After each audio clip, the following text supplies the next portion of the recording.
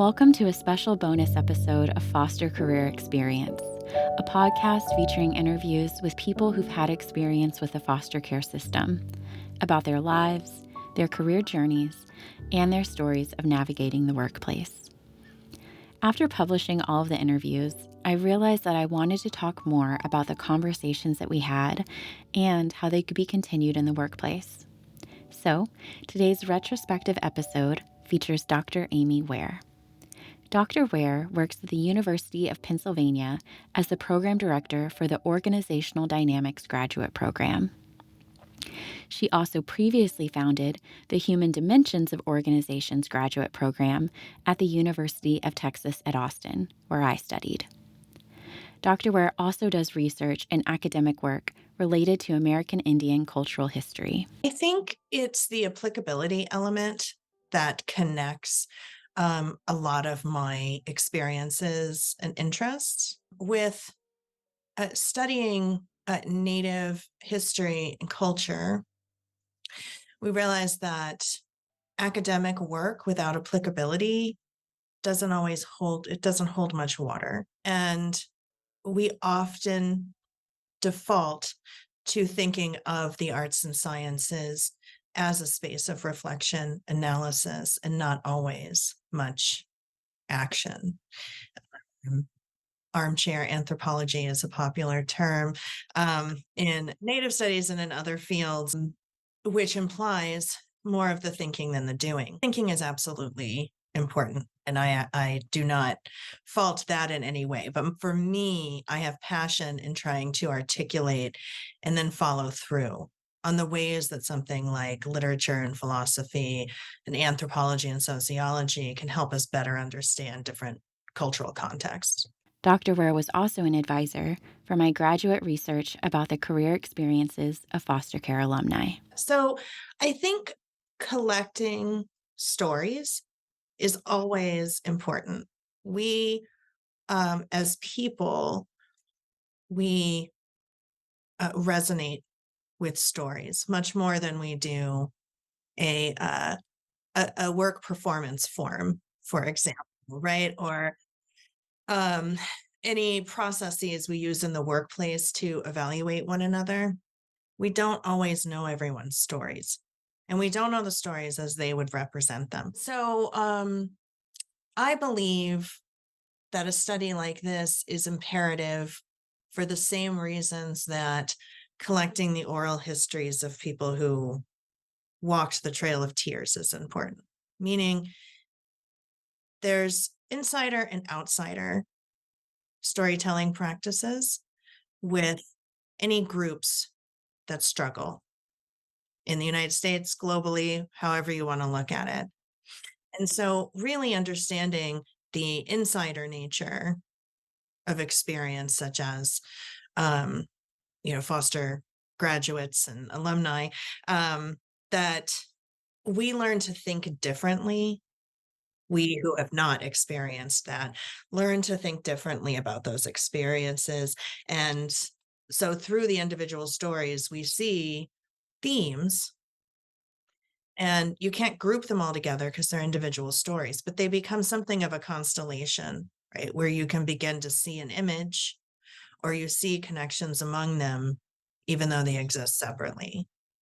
Um, and this particular topic is something that is understudied. It can cross racial and ethnic and gender lines, which just makes it an interesting an interesting field, in addition to the ways the childhood experience can affect us long term. The story of each person I spoke with was unique, and a constellation of 4 themes emerged across their individual stories. Theme number 1. Every person that I spoke with talked about their job through the lens of how it helped others. One example comes from our second episode, which features Kimberly, a millennial working in the service industry. Kimberly spoke about how she supports the people that she manages. Of course, the same way any manager would, I do tend to chime in when there's an upset customer. if that customer is being extremely difficult and extremely rude, I'll have my girls walk away and go to another room while I deal with it. I buy them food on a weekly basis. I buy cleaning materials. I will help them finish their rooms. Um, I do have a few associates who they don't tell me, but I can tell they're not doing too well. So I like to buy food to make sure they're at least eating. You can kind of tell when somebody comes in, and it's just the look in their eyes. And I have one worker, he will clock out for his lunch and not eat anything sometimes. So I will be like, "Hey, so and so, here's some money. Can you go grab me something? And while you're at it, grab something for yourself." I mean, I know what it's like to grow up not being able to do things for myself, not being able to eat or, you know, uh, good hygiene or anything like that. So I do like to try to make sure that my guys and my girls are taken care of. Any if I mean, I've offered to help pay somebody's her son's school stuff for school, things like that, because I know how it is to not have what I need to have to live. Now, back to Dr. Ware. Yeah, it's beautiful. And it really reflects, I think, um, just there's so many different aspects of what uh, people's experience, let me say, the ways that people's experience can contribute to a more full and robust organizational culture, right? Because there's several things that strike me about that story. One is um, that her keen observations of her colleagues' experience. Right? You ask her in that episode, you followed up and said, do you mean food? Do you mean, in what way were they not doing well? And you can almost hear a bit of resistance in her voice being like, well, just not doing well. It might be food, might be this, and it's often food is what she ended up talking about. But just this overarching, you can look at someone and sort of get a feel for where they're at. That is a skill that not a lot of people have, right? And further, the ability to have enough compassion where you do something like give someone money, ask them to get you lunch and get themselves something. It provides a lot of agency to the other person. And if we look at that as a parallel to the workplace, right? When we talk about micromanagement or, how we deal with leadership and the way we work with others, allowing someone the agency to make their own decisions about how what they want to eat or how they want to accomplish a task is very empowering, right? To provide someone with that trust. And so I think creating parallels between those experiences that Kimberly in that case describes, and how we can both learn from those stories and value those who have those skills in our workplace. Yeah, and I loved that she was like, well, just not there can be multiple ways in which they aren't doing well, but she also wasn't afraid to reach out and help. And it takes courage to help someone. I live in a big city right now. We walk by people who need help frequently. And it takes people who have both courage, compassion, and often experience to stop and help someone. Theme 2 is related to self reliance and authority. While everyone spoke about wanting to help others, some people shared that they struggled with asking for help from their peers or in believing that help would be adequate. However, many also demonstrated true skill in articulating their needs and the needs of their colleagues to authority figures, speaking truth to power, in a sense, even if it affected their relationships with leaders.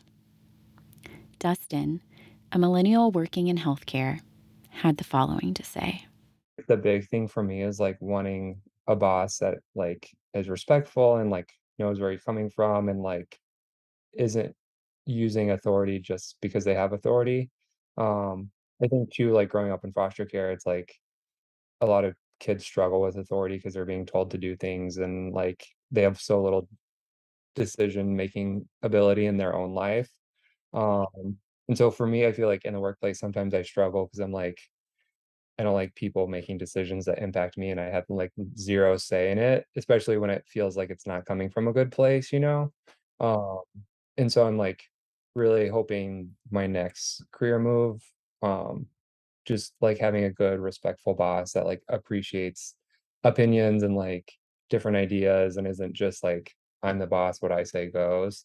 When I caught up with Brenda, another healthcare worker, after her interview, she added the following. And along with what Miles said, I also think it's important. Like, I know for a lot of jobs I had, like, I was always fighting for what was right because I always had to fight for myself.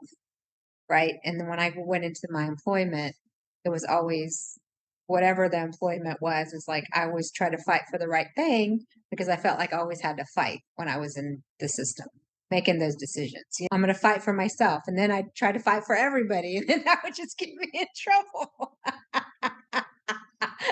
because I knew I was right, but I was used to not just fighting for me, but fighting for the other girls I live with or the other foster care kids. And so it's like wanting to fight every battle, but you realize like, because you could, right? You had a lot of flexibility in that in the foster care system because who was going to get mad at you? Nobody, right? Then you go to people who can tell you and can fire you, and you still think you can kind of behave that way. Well, I didn't know any better. And I mean, I've lost jobs before because of that. Like no filter. That was the thing. No filter. I didn't know how to have a filter. I think is that I didn't know how to say these things. As I'd always have bosses tell me, you're not wrong. Your points aren't wrong. Just how you're coming across with it is not setting well with us, to lack of a better word. And now being older and being, had several different jobs and careers, I realized like they were right because I wasn't wrong. I don't think I fought every battle. And sometimes, I mean, sometimes I could have been wrong, right? But most of the battles I did fight, and they would tell me straight up, "You're not wrong. You're absolutely right. We should be doing it this way." Blah blah blah blah. And oftentimes, I was so like, "It's got to change. It's got to change," and it's like I wouldn't let it go. And that was another thing is like I never learned from anybody to know when to just go, "Okay, uncle." Yeah. Because again, yeah, we didn't have those examples of people who had careers and all. And I'm talking about even like regular jobs when I worked in a bar and when I did other things. And of course, that all filtered over to when I became a professional. I didn't really know how to have those professional conversations with people. Going back to Dr. Ware. I think, the idea of our traditional idea of a hierarchical organization, right, isn't always attuned to the power of dissent and feedback that some people provide either based on their experience or, you know, based on their opinions of what's going on in a organizational setting. So I think the self-reliance issue is one that makes perfect sense listening to these stories. And I think it's interesting how it comes into play, particularly with authority, because with colleagues, it seems to become um, less of an issue, right? But that self-reliance is also very much tied to community and helping others. So it's more that there's this upward potential for antagonism. I believe it's the responsibility of the leader, the boss, the manager, um, to listen to their employees. They may not always agree with what someone says if they buck authority or they are coming um, at you with a level of defensiveness tied to some of the issues that these stories reflect. But I don't believe it is necessarily wrong to express frustration, because I think there's often a grain of truth, if not more than a grain, um, to what people are saying. And so I think listening is the best way in to working with someone to establish a healthier work relationship with them. To um, go to a boss or a manager or have a lot of anger toward them, often these folks were able to articulate that anger. So if you can articulate it, then you can begin a discussion. And so if as managers and leaders, um, we can begin to listen to those we work with, even if it's uncomfortable, the more we can learn to move forward, right? Because what a lot of these stories reflect to me is a lack of trust in leadership. And trust is established exactly as you described it, that you want to involve people in those in decisions. So the second you don't involve someone in decisions, just like these children experienced growing up in a foster care system, is the moment um, you build a wall. And so to break down that wall is to be able to talk through it. People who are placed in positions of authority are paid more. There's more expected of them, and they should be working to help others get into that same position. They should also be working to improve their own levels of compassion and skill and listening ability.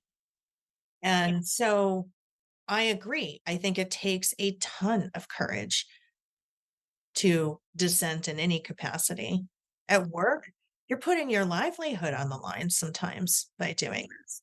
And uh, unfortunately, we don't always see that as an act of empowerment. We see it as we see it more negatively. And I don't think that's always the case. I think it is the cultural frame where we're looking at it. Theme number 3 is related to security. Some people said that they tend to choose safer options. They often felt that they didn't have the safety net of financial savings, support from their family, or something to fall back on. Simply put, the cost of failing was greater for them than it was for others. In our episode with Victor about bringing your whole self to work, Victor says one way that organizations can support foster care alumni is by creating a greater sense of security within their organization. When you look at organizations and you've got people in the organization that have been foster care or adopted, one of the greatest values and things drivers for them is going to be their sense of security and fairness. And so it's incumbent upon the organization in many ways to create a sense of security within that environment for that person to thrive. Looking back at my career, a lot of the choices I made were more risk averse because I felt less secure in my social standing and less secure economically because of the background that I've had. I could feel like at any time, sometimes the floor might fall out on me. If the organization can create that security, they can really allow people that are adopted, have been in foster care, to to take more challenges and to deliver better experience. I definitely stayed longer at that company because of wanting a sense of stability and security, and to try to set myself both up with a level of financial security so that if something wrong should ever happen, I wouldn't fall that far. But also another factor is because I've been without a parent figure, I'm looking for those loyal relationships, those opportunities that stick around. And I want that security. I want those opportunities of having that security. In many way, I think it's cliche now to say that the current generation wants to switch jobs every 2 to 3 years, or will have 7 different careers. But I don't know that that's necessarily what they want. I think what most people want is opportunities for growth and long-term security. And if that can be achieved at the same company over 30 years, like the past generations had it, they would be very willing to accept and adopt that. Now back to Dr. Ware. Yeah, I think that that's extraordinarily well said. I mean, for me, the issue of security and insecurity is one that is likely tied to privilege very much across the board. Thinking about people who move into insecure jobs, they often have a level of security at that base. That might be, it might be additional income, it might be, family stability, it could, any number of things. And I do believe that creating security at work, not just with this particular demographic, but with everyone, right? It gives people a chance to take a deep breath, right? And we don't have that as much anymore in our corporate and organizational cultures as we used to, where you feel like, oh, I could be a part of this for my life because you are making me, you're providing me with a sense of security. And I think we learn how that plays out more deeply through the stories of foster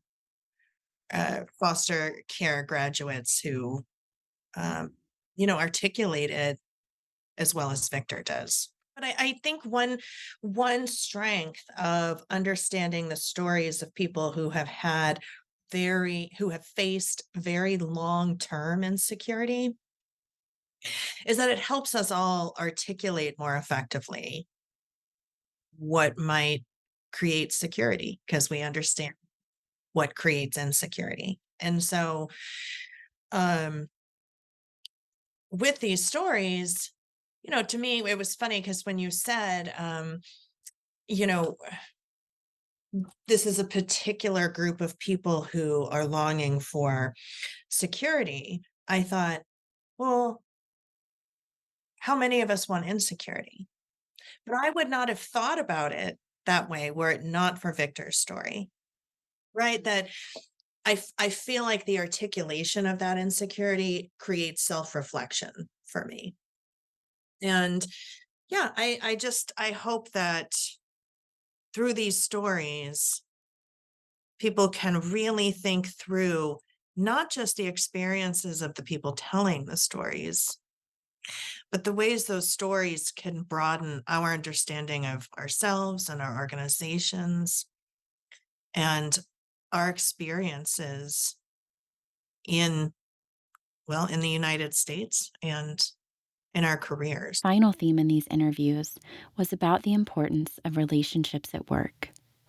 In our episode with Rachel about mission-driven leadership, she spoke about how her coworkers have become like a family to her. My kids see, my coworkers as like their family. He calls, my coworker Stacy, Aunt Stacy. If my husband's not able to do something, there's 20 other people here. Like, I'll go pick up your kids for you. Don't even worry about it anywhere. I have a family here that, I may not have like a really close relationship with my biological family, but I have 28 people here that I love and love me. And to me, I want to change that. It's beautiful. I mean, isn't that what many of us hope we will find in a workplace? And it shows the importance of allowing people to bring their whole selves to work. And that means in the way they want to. right? People, when they bring themselves to work, want to draw a very stark line between work and home. And others may bring in some of the challenges that they face. And if work, and by which I mean coworkers and supervisors, et cetera, are able to help, I mean, it's going to have bottom line results. It's going to have practical results, a much, much greater retention, the archiving of knowledge in an organization so that there can be succession planning that isn't extraordinarily rocky. And so I think all of us work for different reasons, but in these stories, for me, I was reminded that we spend a lot of time at our work and that we are in many ways a family, and that we can choose to support those we work with if we work on our levels of compassion. And everyone likes to work in different environments, but I always hope to work with people who will be as compassionate as some of these voices we heard on the podcast. These stories to me remind me of many other stories I've heard, but in a different context. And I think it's important to remember to find strength in what may be a story that some of us perceive as weakness or struggle. And that some of the strengths brought up in these stories are ones you just don't find in every person. And they are the result of not just experience, but survival and thriving. I think we want to remember that in organizational context when we're hiring people, when we're listening to people, and we may not know all of their stories, but everyone is bringing with them experiences that will affect the organization. So being open to hearing those stories can only make them better places. Early in our interview, I asked Dr. Ware if people who don't have experience in the foster care system could learn the things that Kimberly naturally demonstrated: courage, compassion, and experience. I believe that we may be able to get close to learning those skills in that order. If we practice compassion, and the reason I talk about compassion, and these are academic concepts, when we try to piece them apart, academic concepts that we care about kind of inside the academy as a way of distinguishing them so we can talk about them and act on them. So, for example, I think about compassion as it relates to empathy and as it relates to sympathy. And I find that there's potential problems in both empathy and sympathy. Sympathy may be, I feel sorry for you. That's not always useful to someone else. And empathy is very powerful in that we can imagine others' experiences. There's danger in that, though, in that, or we're limited. That truly we can't imagine others' experiences. And so we can't imagine them as fully as we learn from the stories. And so this compassion, the way that I distinguish it is it's, learning to work with the experiences of other people. Okay. That brings together two of those 3 points. And the more we practice compassion, the more we can acquire it. I think that we can start to develop compassion by really thinking through some people's the experiences of those who have faced a lot of trials, and how they now empower others by calling on these previous experiences they lived through and they endured. I do think that it takes, all of these things take practice outside of experience, which you can't always get, but compassion and courage, I think, can be practiced. So, here's to practicing more compassion and courage in the new year and continuing to learn from the experiences of others. Thanks for listening to this episode. This podcast was created and hosted by me, Sam Heimbach. It was produced by Zachary Webb. Podcast art and website design are by Hannah Fenvez of HMF Design. Music is from Soundstripe.